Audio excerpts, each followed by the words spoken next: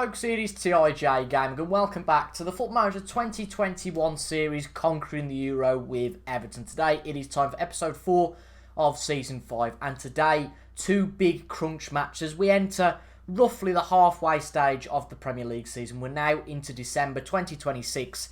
We're only 6 points behind the top 4. We are comfortably in European qualification zone at the moment, but in today's episode, we played against a team directly behind us, only on goal difference, Newcastle. That'll be a big game away at St James's. And then we have Tottenham Hotspur at home at Goodison in the next match. So, as you can tell, things have been going well. And to be honest, we've been beaten who we should have been beaten, to be brutally honest. I only had 4 games since the last episode, and I thought this is the perfect time to come back. 2 big matches before Christmas. And the good news is that there aren't many matches around Christmas. I feel like that's something that, okay, didn't happen last year. Does it just not happen anymore? Maybe it doesn't then, okay. But I always feel like there's quite a few matches around the festive period, but it doesn't look so busy. I guess the Premier League looks a bit busier in January, but it's not too bad. Anyway, we've only played 4 games since you guys have last one. We've took 6 points from them. We played against Chelsea, which was a game we expected to lose. I'd have liked to have got a point at Goodison, but we didn't. It was an early goal from Santiago Sanchez, which is one of Chelsea's regens. He looks like a really good wonder kid. And we weren't really in the game, but to only lose 1-0 isn't too bad at all. We then went and beat Norwich City. I thought, to be honest, Norwich would be a bogey side for us because they went and beat us in the cup. But to be fair, we beat them. It took a bit of luck, I think, definitely. Diamande scored first for Norwich, but Reece Nelson, with a very much quick-fire double in the space of 60 seconds, made sure we got the 3 points. And once again, against Bournemouth, we had to come from behind twice. David Brooks scored the opener. Reece Nelson once again got the goal back. David Brooks scored in the 30th minute. And then Deji Satona, nice for him, got his first goal for Everton to make it 2 each. And in the 66th minute, Reece Nelson got his second goal of the game. He's playing well recently, he's Nelson, and we took 3 points there. And for the first time in FN this year, it feels like we are beating who we're supposed to be beating. If you ignore these first 2 matches, which was just a bit of a blip, since then, the only teams we've dropped points to are Manchester United, Liverpool, a 0-0 against Leeds, a bit uncharacteristic, Chelsea and Man City. I shall take that, but I guess things can change today against Newcastle and Tottenham. Newcastle doing well under Brendan Rodgers. They did struggle last year, but we're coming into their own now. They are unbeaten in 6 Premier League games, so no pressure to us there, although they did lose 6-2 against Stoke. So I guess that's a bit of a kick up the backside. But they beat Norwich last time out. They've been playing... They put my teeth back in. They've been playing sides that are roughly about the same level as us, but hopefully we can get a win in this first match of the episode. So the team that's going to play against Newcastle today then is Jordan Pickford in goal, Livramento, Holgate, Godfrey and Sanusi at the back with Dennis Zakaria and Mattia Viviani in the midfield. Alex Iwobi, Lorenzo and Deji Satona play in the attacking midfield and Reece Nelson plays up front. You will notice a few of these players have got high injury risks, but to be brutally honest, we haven't got anybody to really bring in for them, particularly at the back. Youssef Attal is finally back up to fitness, but it's all about, if you're doing well, you want to stay with the players you've been playing, don't you? And Livramento fits that bill. He's been playing well.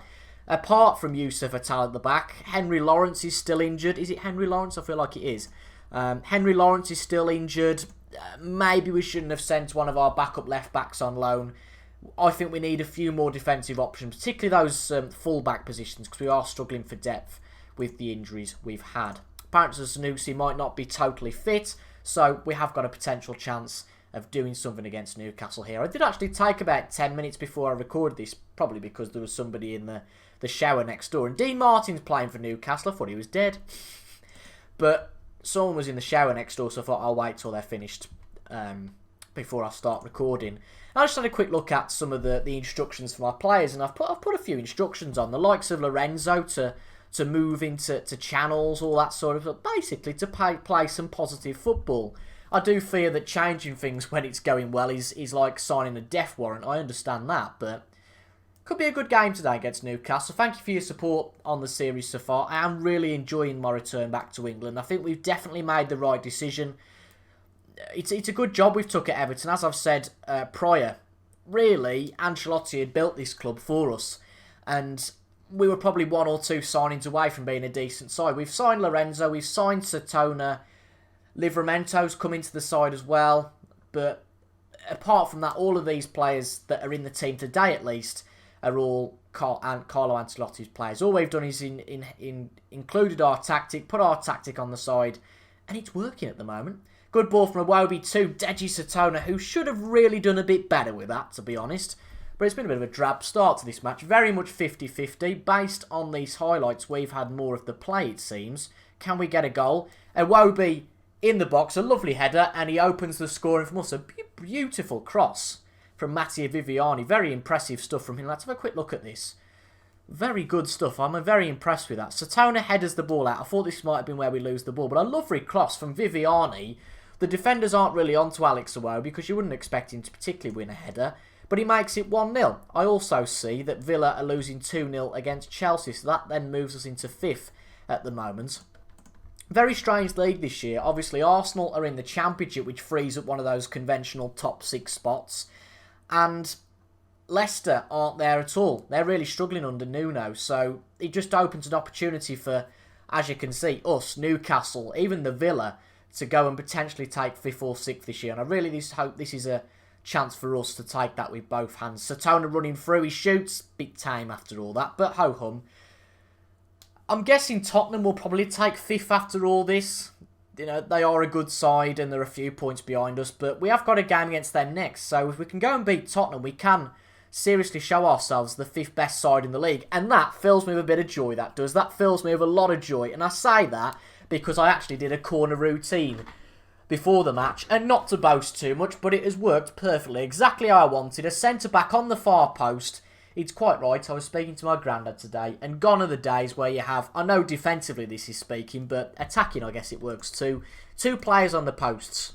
And that's what Newcastle didn't have there, and that's why they conceded. But Ben Godfrey, with a very rare goal, it's fair to say, makes it 2-0 to the Ev. We're going to bring Sanusi off because he's injured.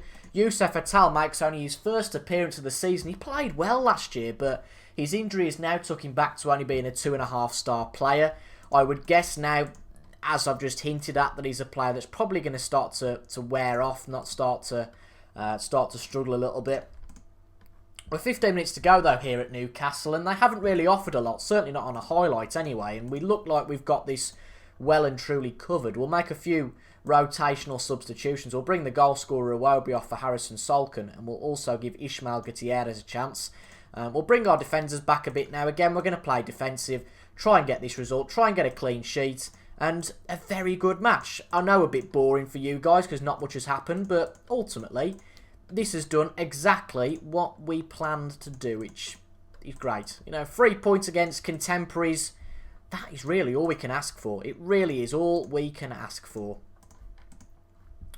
Playing well against Newcastle, fingers crossed we get a clean sheet, and another 3 points on the road. And again, we are still only 4 points behind Chelsea. Good side. All that's got to happen is for it to go terribly wrong now. I'm interested how we approach the game against Tottenham, because if they were 2nd or 3rd in the league, you would be saying this is probably a match I'm guessing, be looking to not really get much out of. But given we're above him in the league, there's no reason why we can't. A lovely ball from Lorenzo through to Reece Nelson, and he completely finishes off. It's now 3-0. A lovely assist from Lorenzo. But again, another instruction. It's working well, it seems. One of the instructions was for Lorenzo to play a bit more directly, and for Reece Nelson just to have a pop, have a few more shots. And for a player who's not a natural striker, he's now scored 5 goals in the last 3 matches. Most clubs, I think, would take that from a natural striker. I know we certainly would. And that is absolutely brilliant to see. And we're going to run out well and deserved winners here at St James's Park. They might just get one back in this highlight, but yeah, bit of a shame. That's a bit of a shame. I'd have liked to have got a clean sheet, but ultimately, the main thing here, apart from nitpicking, is getting the 3 points. But Villa have brought things back to 3 each at Villa Park. So they do go above us, but the extra thing is that actually Chelsea are closer to us now by 2 points. Again, Lorenzo, we said have a pop a bit more, Lorenzo, be a bit more creative, and that's exactly what he's done. And I'm also pleased as punched about that, because A, he's ran the whole length of the pitch and actually scored a goal, and B, he's not just a one-hit wonder. I did worry when he got that hat-trick in the game against I can't remember. the hat-trick in that game, that he might have just been a one-hit wonder, but another goal for him there, and a very, very convincing win against Newcastle. So now we come back to Goodison. Remember, that's an away win. That's very satisfying there, definitely. Villa won. Wow. Villa actually won in the end against Chelsea. That is the ultimate bottle, isn't it, for Chelsea? Conceding 2 in the last 7 minutes. Villa won. Villa are doing well as well. The only good thing we've got in our armour is that our goal difference is a lot better than the Villa, and keeping clean sheets, only conceding the odd goal, particularly against the big sides. Okay, we got whooped by Man City. I didn't mention that, but we haven't really been humiliated by anyone, and that's why we're in a position we are in now. Very good stuff. We're only 3 points away from the top 4. Let that one sink in. After the start we had, I thought we had absolutely no chance of being here, but we dominated the game. We did very, very well, and now we've got Tottenham. Have they got a game midweek? That would be very nice if they had. They have actually. They've got a Europa League game on Thursday against Milan.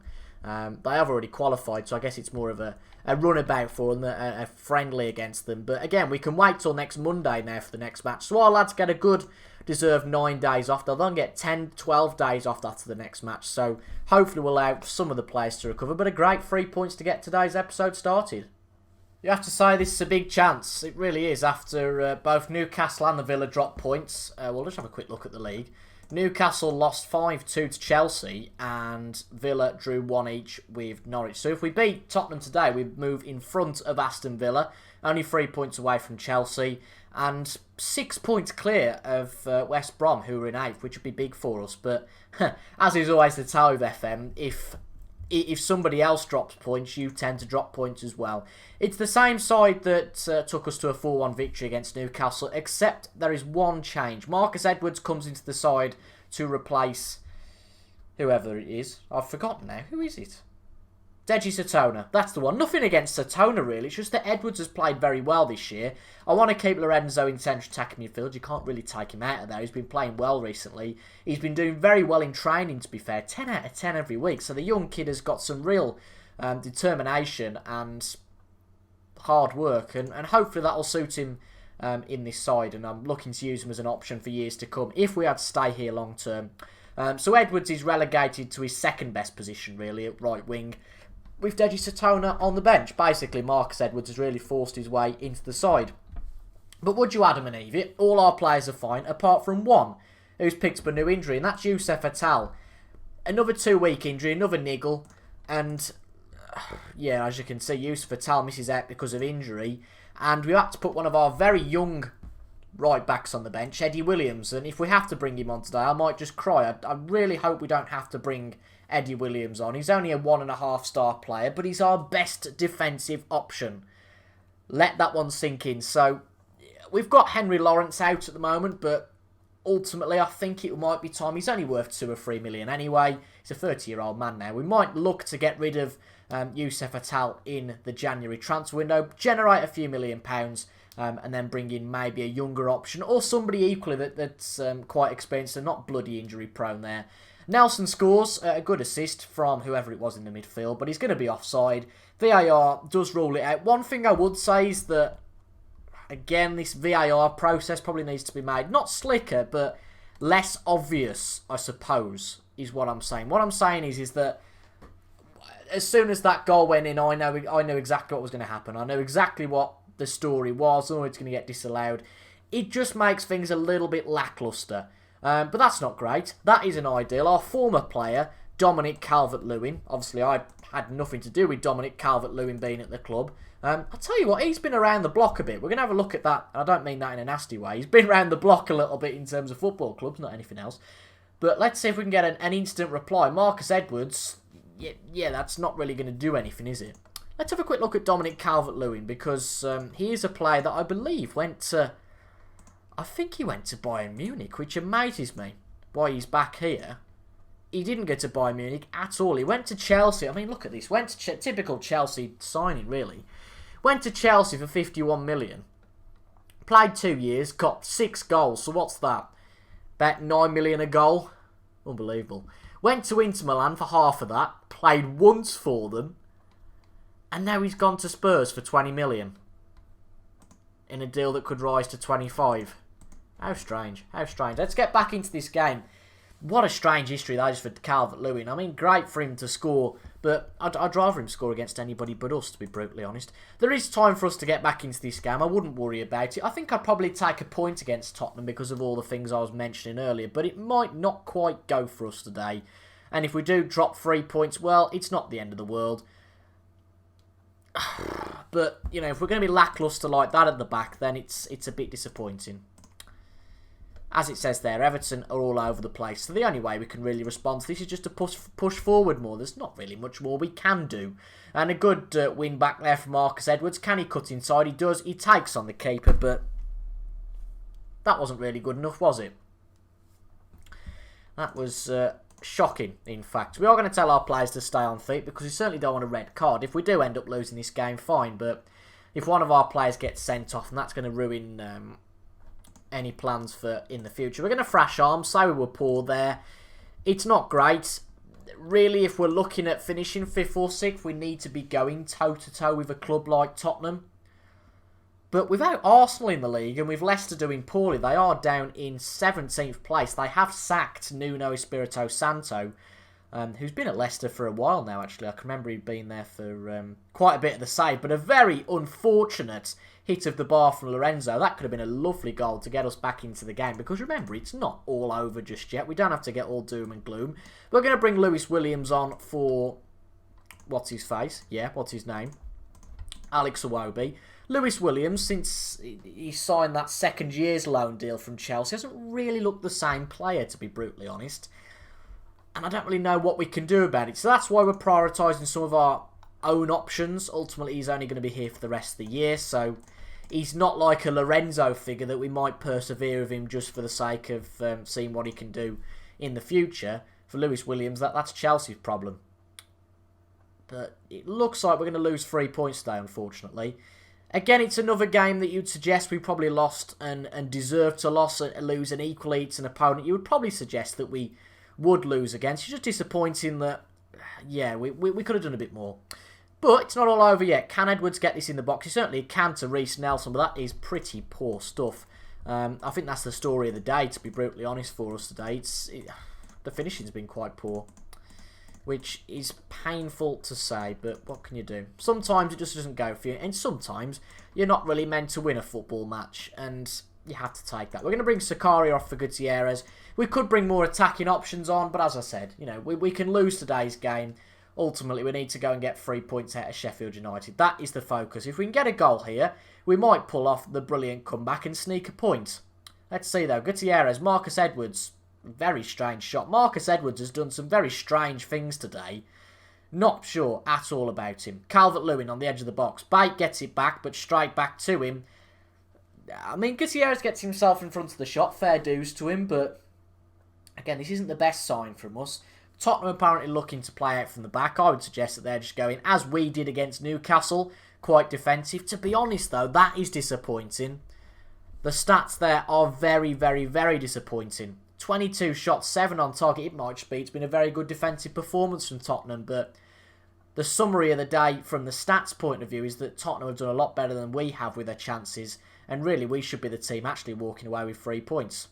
Livramento on the edge of the box puts it in for Gutierrez.